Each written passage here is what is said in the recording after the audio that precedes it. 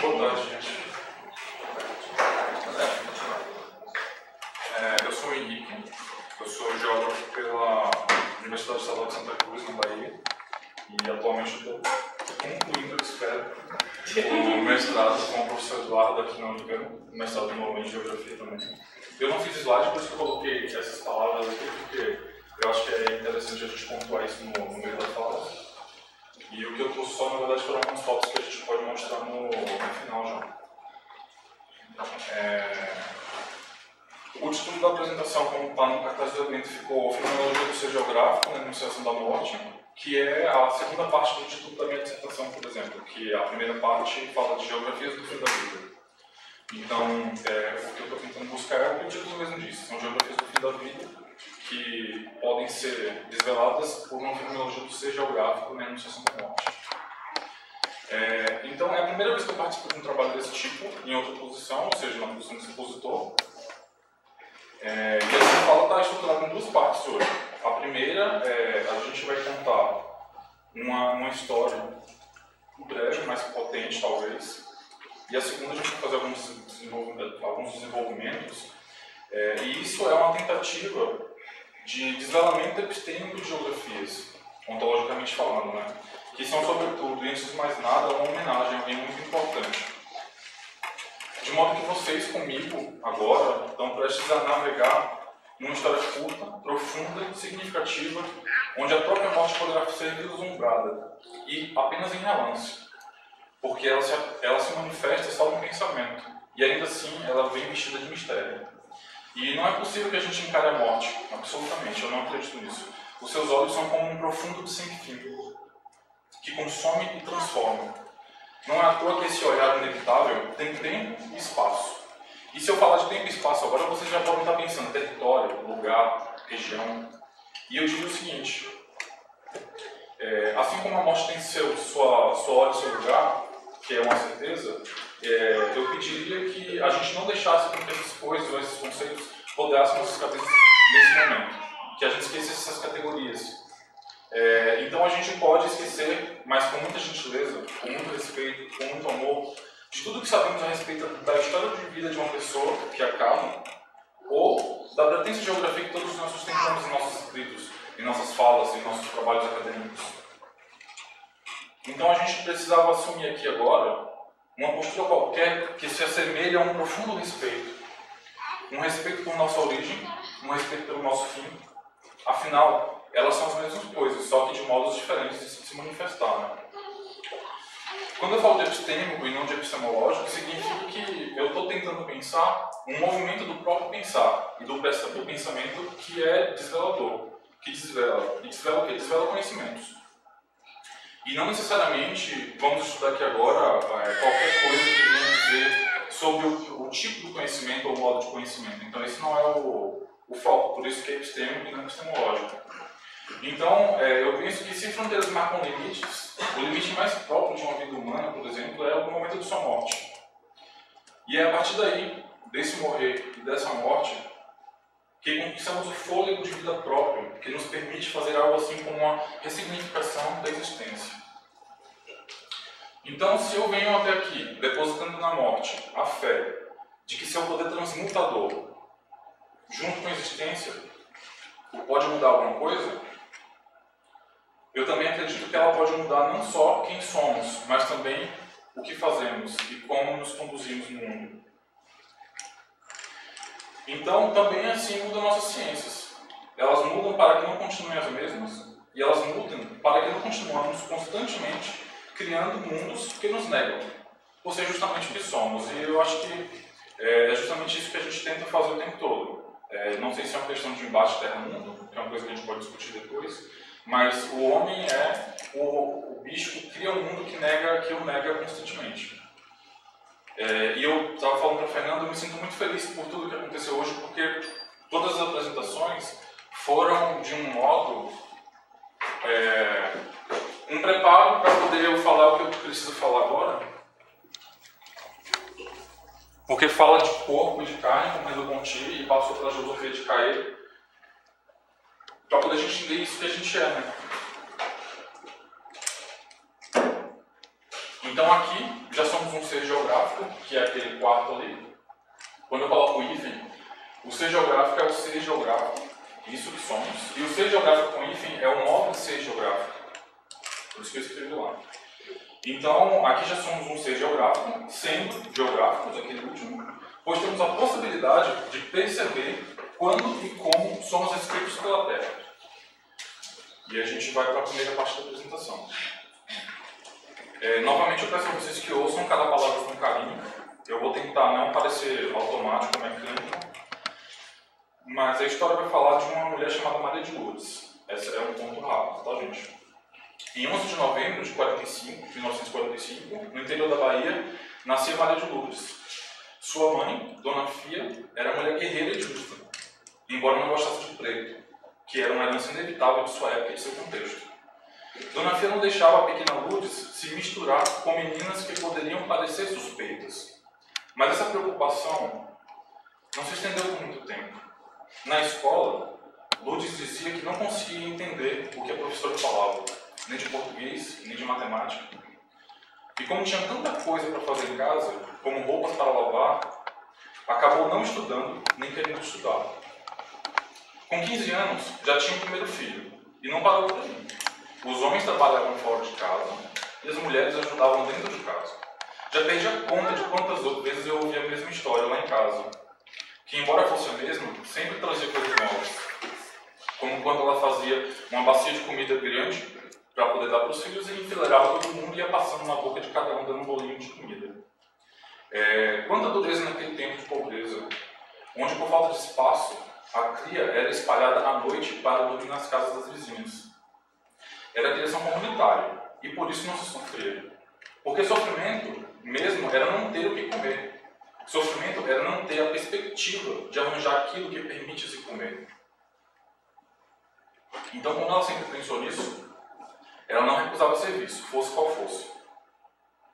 Assim, ela já foi arrumadeira, zeladora, cozinheira, artesã, e o que tinha para fazer ela fazia. O que não podia era não ter como alimentar a cria. Tudo isso eu já ouvi dela, e também já ouvi de manhã.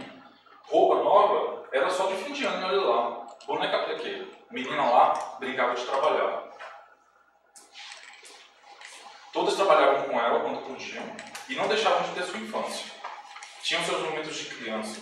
Crianças que, mesmo sem saber, já aprendiam ali a serem responsáveis e com humildade e justiça. Aprenderam boas lições. Essas lições, passadas a mim e aos meus irmãos pela minha mãe. Maçã. Quem comia maçã era rico. O que tinha, quando tinha, era aipim, farinha e jabá. Ou só farinha com água. Não tinha nada contra preto, ao contrário de Dona Fia. Mas não gostava de coisa errada. Não gostava de coisa errada, até quem dissesse uma palavra mal colocada, como um porra ou um sacana, recebia um tapão na boca, um tapão surpresa, na calada, e o sangue escorria. A criação era dura, já dizia a mãe, e eu e todos os filhos de seus filhos não ficamos de fora. Dona Lourdes era mulher de fé, e sempre que podia fazer sua romaria. Pois boa romaria faz em que sua casa está em paz, como ela sempre dizia. Morava no bairro de Santa Rita, em Itajuípe, na Bahia, e foi zeladora da capela de Santa Rita por mais de 30 anos. Ela era devota e dedicada a Santa Rita e também a Nossa Senhora Aparecida. Talvez ela tenha passado fome, mas já matou a fome de muitos. Suas dificuldades nunca abalaram sua honestidade e sua retidão. Bom é pouco, ela tinha um enorme coração. Um costume recente na cidade de Itajuípe é as pessoas se organizarem e viajarem até o Santuário de Nossa Senhora Aparecida, aqui no estado de São Paulo, em peregrinação. Coisa que ela fez assim que ela teve a oportunidade e não parou mais. Fez de maneira muito própria, pois ela mesma é quem organizava os ônibus e movimentava as pessoas. Fez de modo muito autônomo, até não poder mais. Ela fumava muito, quase a vida inteira, e depois, eu acho que uns 20 anos atrás, ou 15 talvez, descobriu diabetes do tipo 2. Então, os últimos 3 anos, a partir de agora, foram de muita luta, né? De idas e vindas para o hospital, lá na Santa Casa de Misericórdia de Itabuna, que é uma cidade vizinha. E ela foi internada por quase 1 ano. Se eu não me engano, foi em 2016 isso. Passou quase 1 ano no hospital. E nesse vai e vem de hospital, Dona Lourdes precisou amputar uma das pernas. De um modo que não compreendo e que ninguém compreendeu, isso não a abalou necessariamente. O que fazia a gente admirar ainda mais a força dela. Em 2017, em fins de fevereiro, ela veio a Aparecida, já sem a perna. Ela estava abalada, estava mexida, a glicose estava muito difícil de controlar, ela estava enjoando muito, ela vomitava muito, ela não estava necessariamente bem, não se sentia bem. Mas ainda assim, ela foi para a peregrinação, e só que não foi demorado muito quando ela retornou dessa peregrinação do ano passado, do 2017, ela descobriu que precisava fazer hemodiálise durante 3 vezes na semana. Pois seus rins já não estavam correspondendo mais às necessidades do corpo. Mas a comida do hospital ela não gostava, ela reclamava. Dona Lourdes não gostava de comida sem graça. Ela tinha que ter carne boa, tinha que ter farinha ou pimentinha, porque ninguém é de ferro. Suas avaliações com a fisioterapeuta davam margem para o uso de prótese. Então ela comprou a prótese dela. Falava muito que queria ficar de pé sozinha, que queria treinar, que queria andar, mas ela nunca conseguia, nem acompanhada com a fisioterapeuta, no caso. Então, já no fim de 2017, início de 2018, começa a se instalar aquele ar de ansiedade, né? Pela viagem que se aproximaria, que normalmente o pessoal sempre viaja no fim de fevereiro. Mas aí começaram a surgir questões que antes não eram um problema, quer dizer, e como faz para viajar agora? Né? A hemodiálise era indispensável, não podia ser interrompida. Como fazer uma viagem de muitos dias? Ela estava muito empolgada e dizia que mesmo que fosse dar trabalho, ela queria ir. E de fato é uma situação complexa, que envolve muito dinheiro e muito trabalho. Mas ela ficaria muito triste se não conseguisse ir, pois já tinha muito tempo que ela disse que queria ver a santa dela de pé, já que ela não tinha perna, mas ela disse que não, isso não seria um impedimento para poder ela ficar de pé. Eu sei que as coisas se ajeitaram de algum modo. As passagens aéreas foram compradas, porque os romeiros eles vêm de ônibus, mas para ela tem que ser de avião. E os procedimentos de hospital ficaram marcados na Santa Casa de Guaratinguetá, que é a cidade vizinha a Aparecida. Então, seguiram viagem. E quando chegou em Aparecida, ela foi recebida no santuário. Ela juntou com as freiras, que são amigas da família, e ela foi ver Nossa Senhora, foi ver de pé, como tinha prometido. Não escondia de estar emocionada. No segundo dia de viagem, ela almoçou bem, comeu de tudo, o que podia e o que não podia. Andou pelo restaurante, andou por outros lugares, ganhou um presente há tanto tempo esperado e prometido. Ela estava radiante. E era uma Santa Rita de Cássio, em tamanho grande. A santa das causas impossíveis e advogada das causas perdidas. E que tinha me dado força até ali. Ela dizia que estava muito feliz por ter finalmente conseguido ir à Aparecida.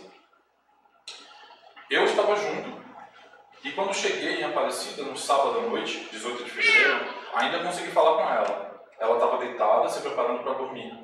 Pedi a bênção e ela, como sempre, falou: Deus te abençoe, meu filho. No dia seguinte, dia da hemodiálise, ela foi para a Santa Casa de Guaratinguetá.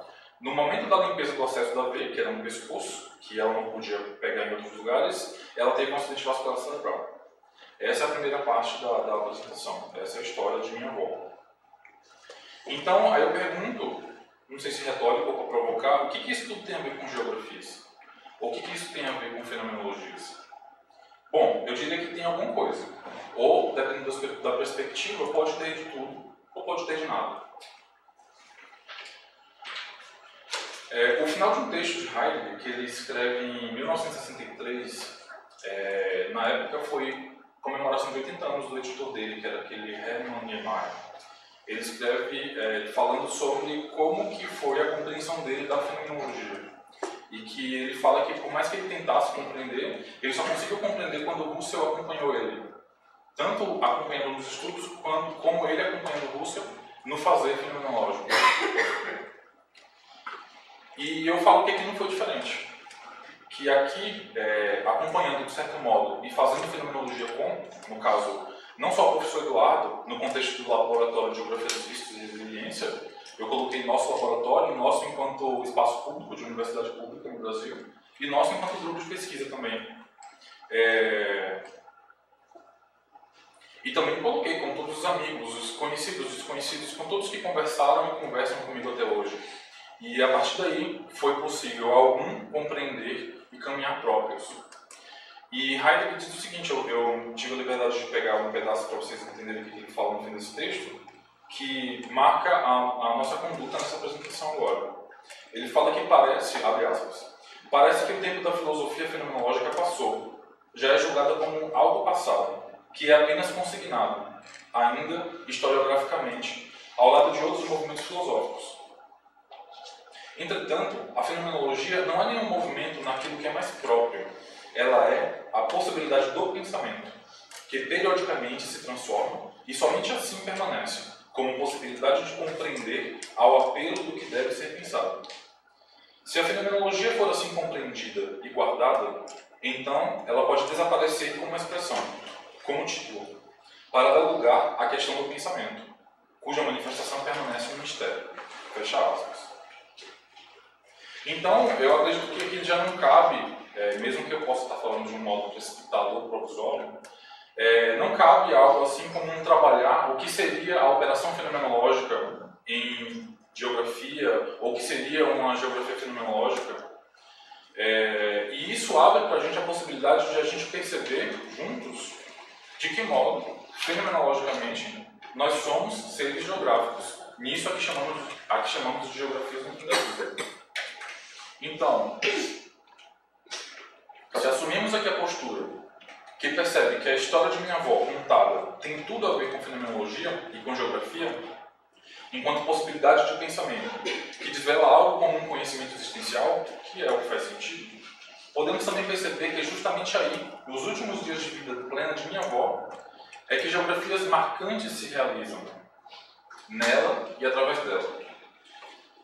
Através dela por quê? Porque se a gente pensar junto com o José Luiz Pardo, e se a gente admitir que a Terra tem algo assim como uma língua, que acaba se desenrolando em diversas linguagens, já pensamos também que a Terra é, ela mesma, mesmo que ela possa ser encarada como física, por exemplo, ela é uma força autônoma e misteriosa. E ela, enquanto essa força, ela escreve seus textos em fotografias. Por isso que eu coloquei ali geografias, porque a ideia principal que José Luiz Pardo traz, enquanto grafias da própria Terra.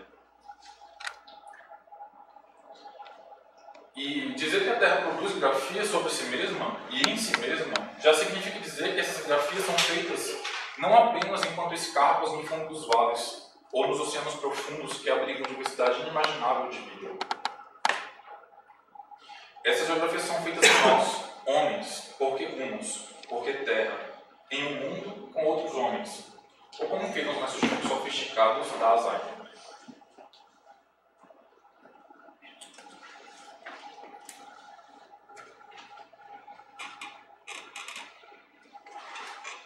Bom, eu não pretendo aqui me aprofundar na ideia de Dasein, mas algumas observações podem ser feitas de um modo ligeiro, talvez, porque Dasein, ou seja, eu, vocês, enquanto seres humanos, já anteriormente e sempre geográficos, em nossa perspectiva, estamos peculiarmente sendo, enquanto abertura a tudo que não somos nós mesmos.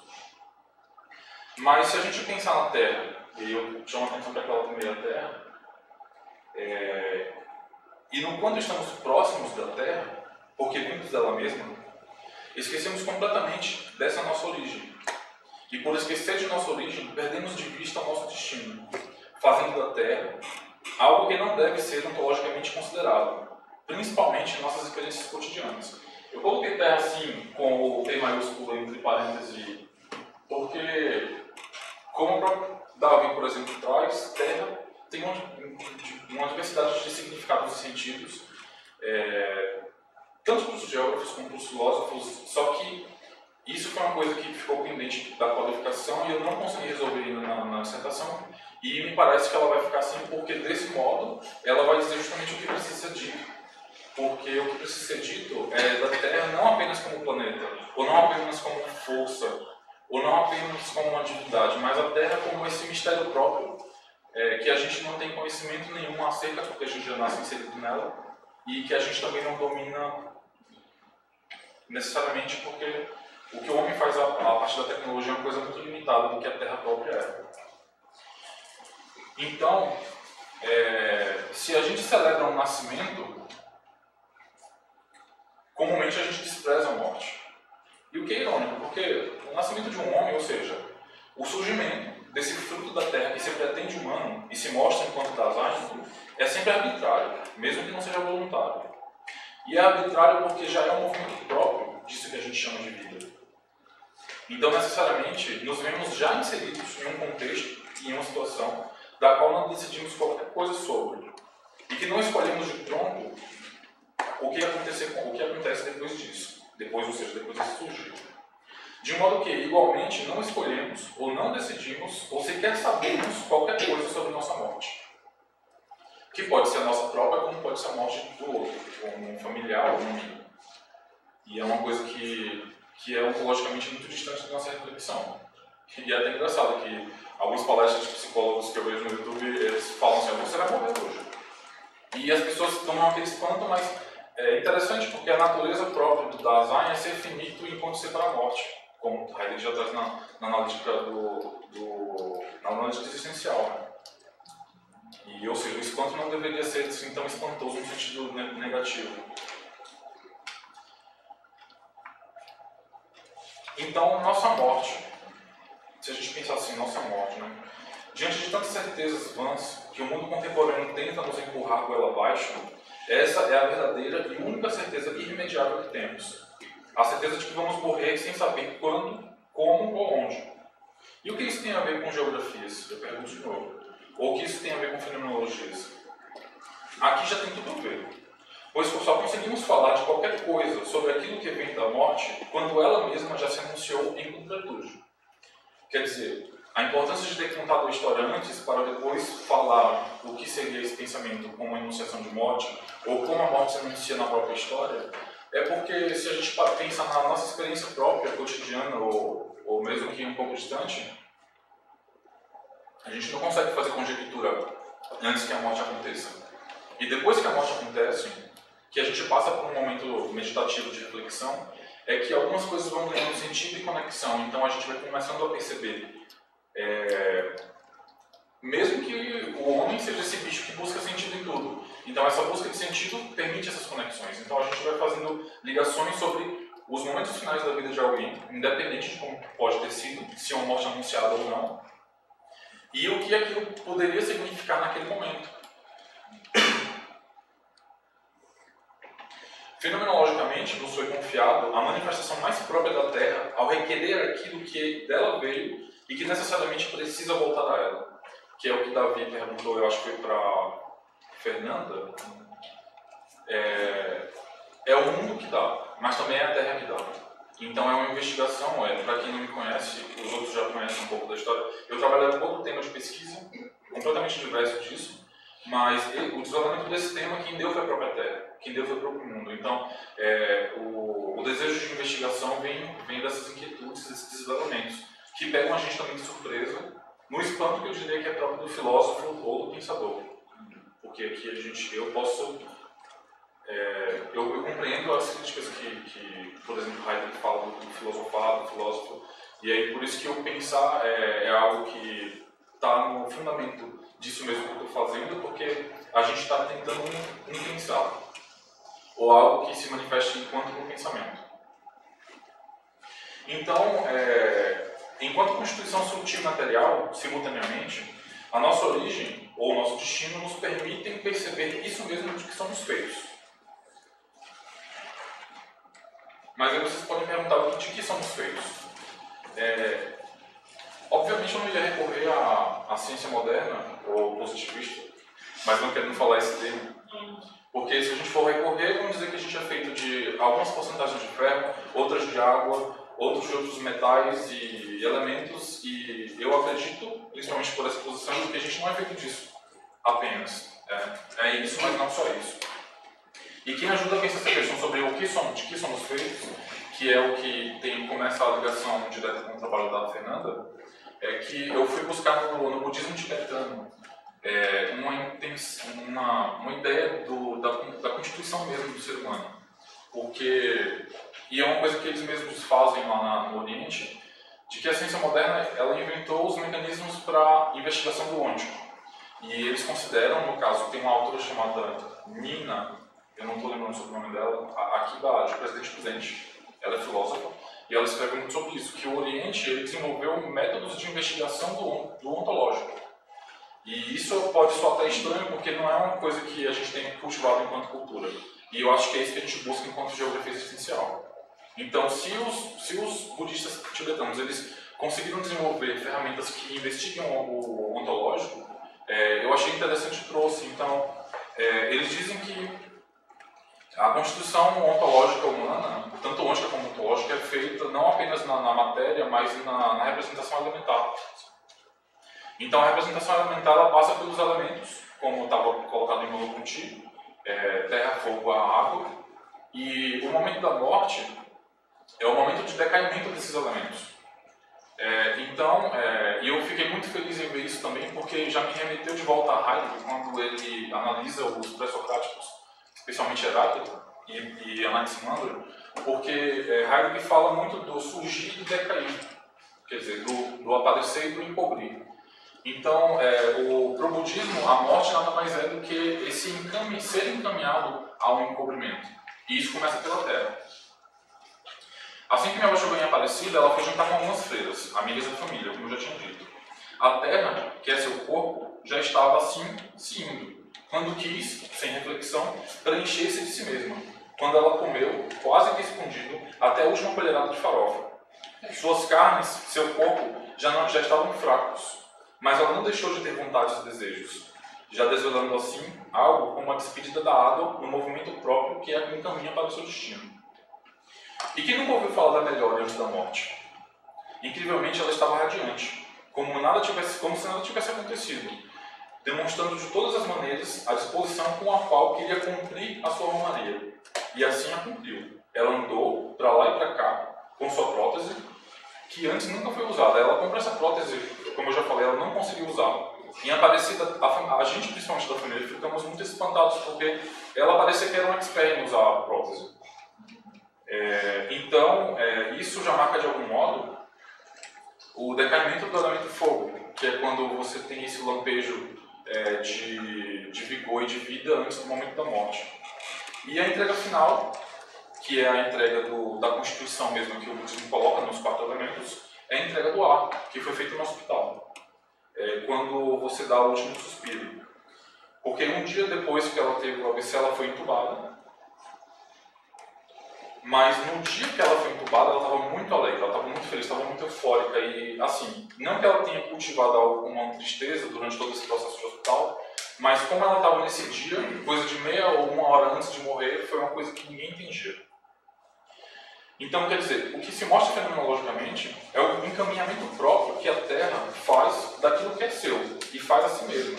Ou seja, ela nos guia aquilo que é mais próprio de nós mesmos, que é o próprio chão.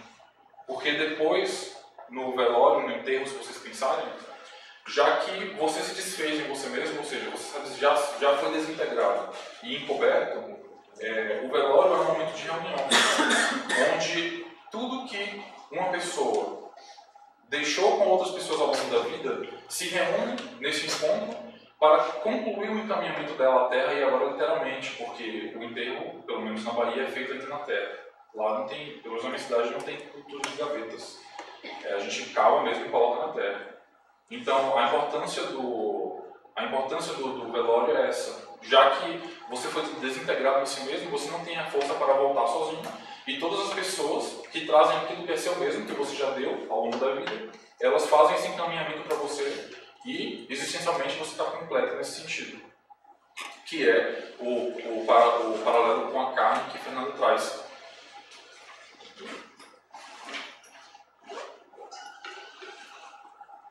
Mas aqui a gente já traz outra reflexão, e para concluir, porque para mim é muito estranho até falar assim, minha avó está morta. Eu não consigo entender morte nesse sentido. E fenomenologicamente, enquanto geografia, ela foi se desenvolvendo de outro modo.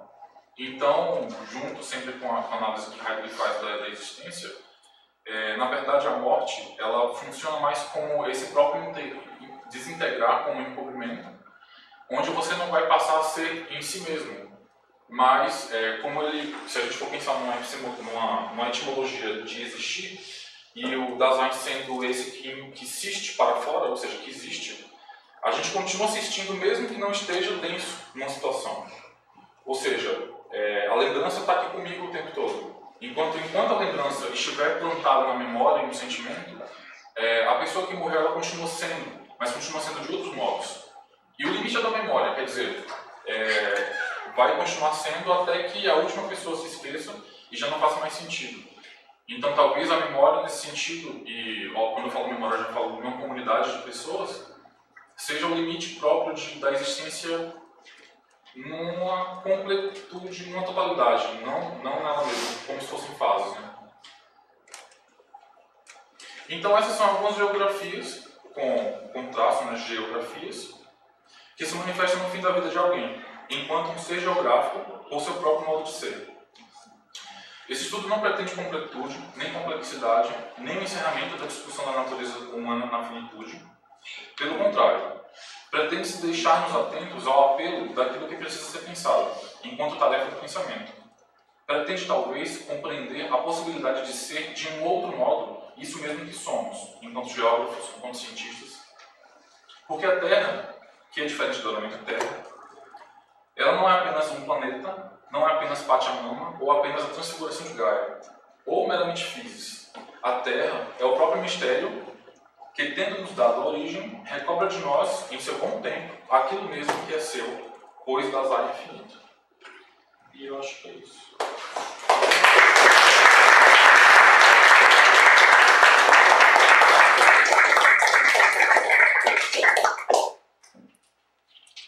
Obrigado, Henrique.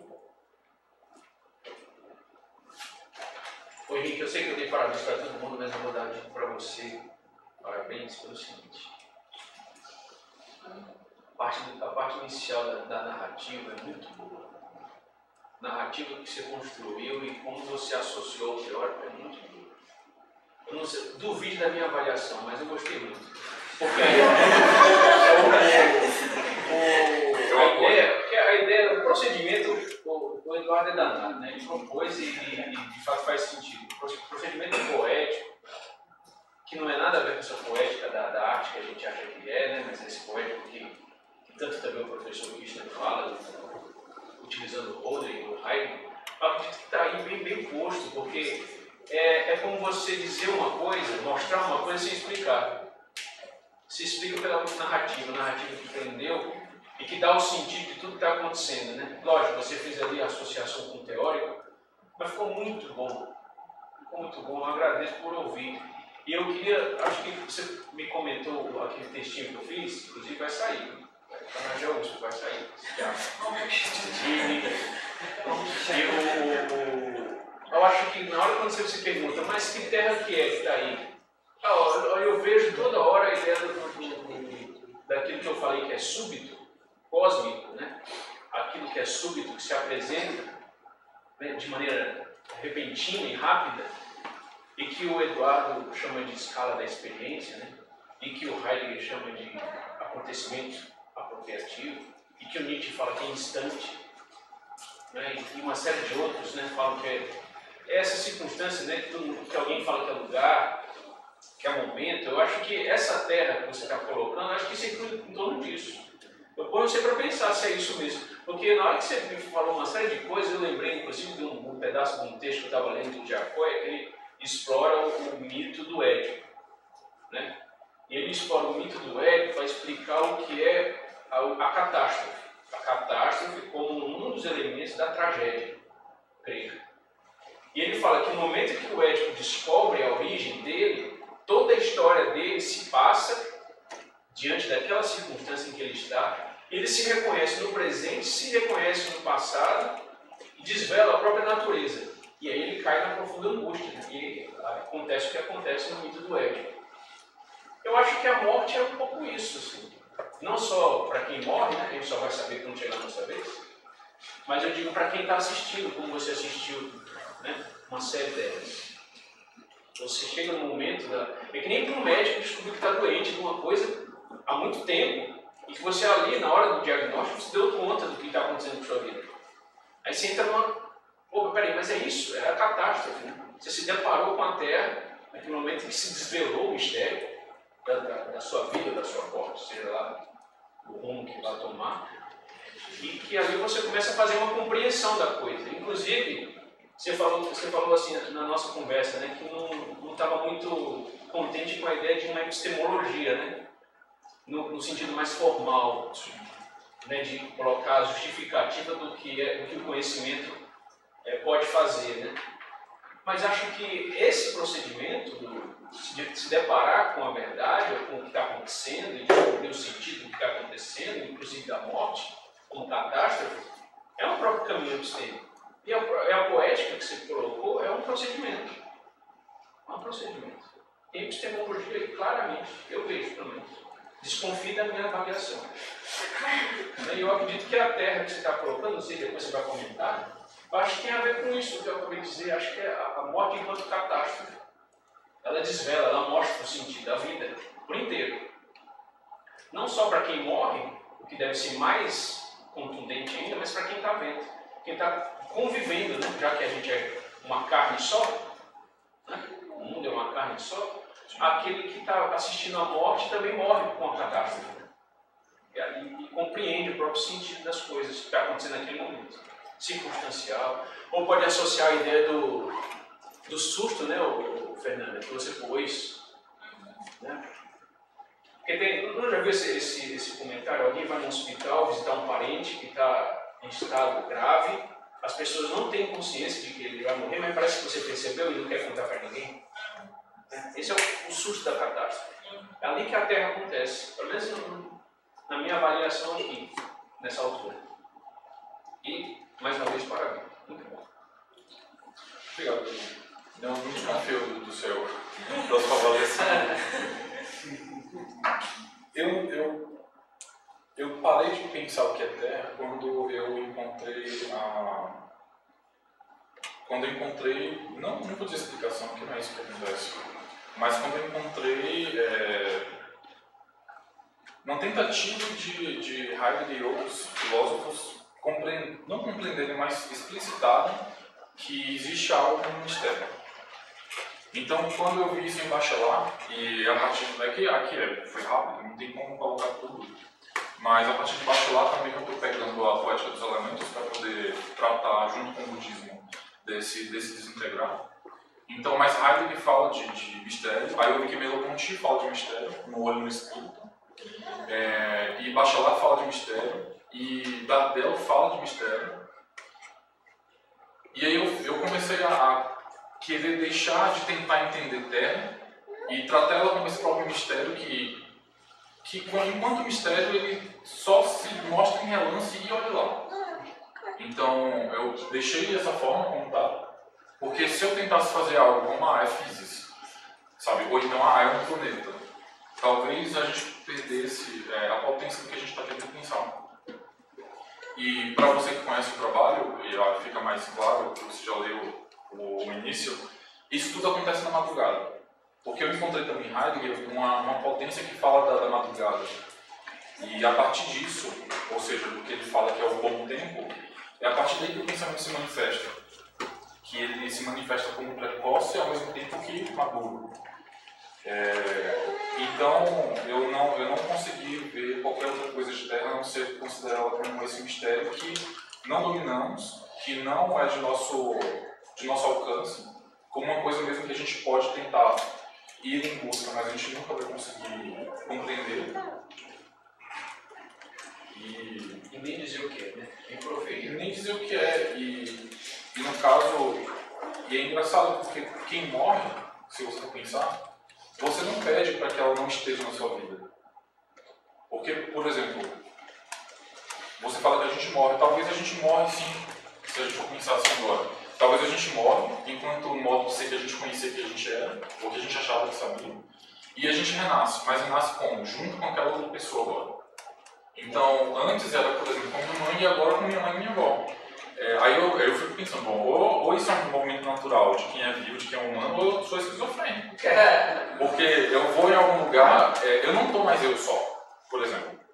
Ou eu ouço minha mãe falando alguma coisa, eu lembro de alguma coisa que minha avó falaria no momento. Quer dizer, é uma morte e um nascer junto com a ressignificação. Porque, no meu caso, para mim, eu acho que se uma morte acontece e não se ressignifica nada, ela foi em vão, por exemplo.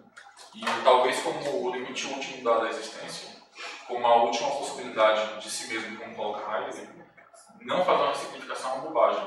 E a partir disso mesmo é que eu ressignifico não só a minha vida, mas como eu quero entender, compreender, e talvez, eu não vou dizer que produzir, porque é meio feio produzir, mas talvez conseguir desvelar conhecimentos geográficos que não passem pelo que a gente está acostumado na epistemologia, enquanto epistemologicamente. E pensando junto com a Ana Patrícia, eu não coloquei referências, mas pensando junto com a Ana Patrícia Nogueira, pensar de um modo epistêmico, não epistemológico. E que dá uma guinada, por mais que seja uma coisa sutil. Porque você fica preocupado mais com o movimento de um pensar do que um operar do pensar, exatamente. E o que me incomoda de algum modo é tentar falar do operar. E o operar, ele acontece. E isso eu acho que é congruência com o fenomenológico ele mesmo. Ou seja, você vai fazendo e a coisa vai se construindo. E talvez seja por isso a minha dificuldade de terminar a dissertação, porque eu estou no processo de escrita. E eu fico confiando em tese no destino e em tese no meu esforço. Eu leio de noite e de manhã eu sento no computador e fico olhando para a tela. A galera aqui é testemunha. Eu olho para a tela e eu espero acontecer de algum modo, mas não esperar acontecer. Então, não é engraçado, mas não esperar acontecer que é responsável. É algo que tem um fundamento, que tem uma referência, e aí quando surge alguma coisa que eu não quero resolver na hora, eu bato lá, mas não dou lá. Mas é isso, eu acho que é o movimento próprio. Se eu estou me propondo a pensar fenomenologia, como a gente falou aqui de preferência de autor, eu gosto muito de como Heidegger pensou fenomenologia, já no que aquele autor que eu estava lendo ontem.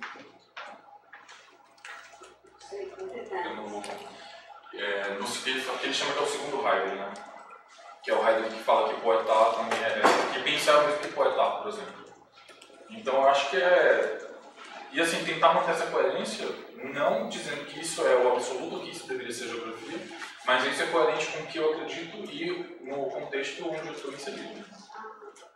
E vou repetir, não estava aqui, mas eu vou repetir que também isso é fruto de um aprender a fazer fenomenologia, que eu aprendi tanto com o professor Eduardo, junto com os colegas e junto com as coisas que eu li. O professor Renato também, que está aqui, depois dessa aproximação da qualificação, a gente trocou algumas ideias e, quer dizer, você vai ampliando isso que você chama de compreensão para tentar fazer aquilo que você propõe de um modo muito mais próprio do que algo como um mero discutir de teorias. Eu não quero discutir teorias.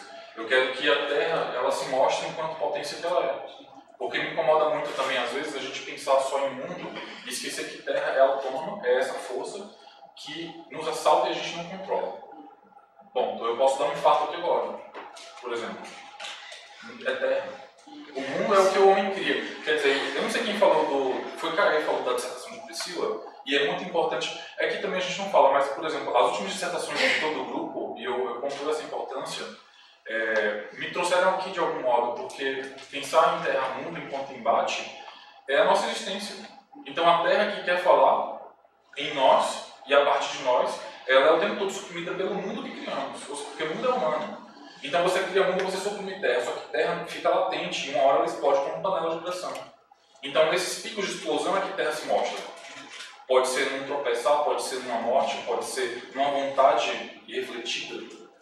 Então, a gente tentar calibrar essas duas coisas para tentar fazer isso que Heidegger chama de existência autêntica, onde Terra e mundo caminham e que uma não sobrepuja a outra e que a gente consegue viver de um modo que a gente consiga garantir a própria vida.